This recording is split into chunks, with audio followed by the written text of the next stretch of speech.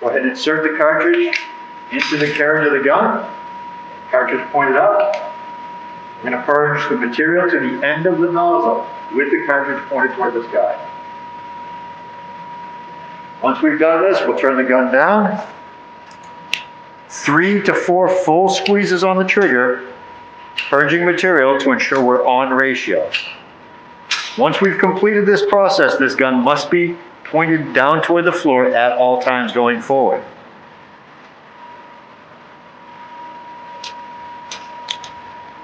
If I need to move from one section of the floor or the work area to another, I just put my cartridge nozzle into my waste cup and walk around. What are my other defects? Notice I'm slightly overfilling the defect.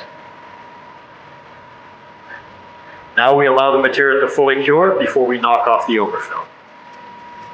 Okay, so once we've applied our product, we're going to go ahead and check to see when it's ready to be knocked down. Generally speaking, rapid reflow is going to take about 30 minutes to fully cure at 70 degrees.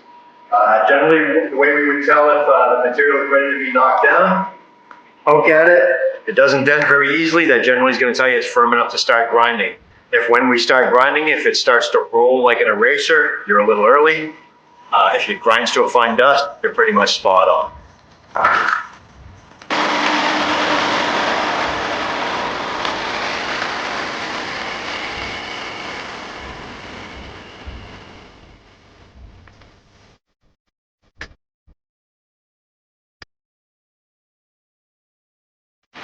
So as you see, these Norton rapid strip pads do an excellent job of knocking down the overfilled portion of the rapid reflow repair.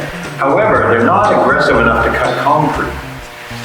What we're left with here is a slight haloing around the defect. If I just go ahead and continue on with my polish process, those halos will remain there and they will show up as unsightly. So what I'm going to do is I'm going to go ahead and use a 100 grit ceramic disc to remove that haloing. This is an aggressive enough disc to cut concrete, not so aggressive that it'll leave heavy scratches in your floor, and we should be able to continue on with our polish process.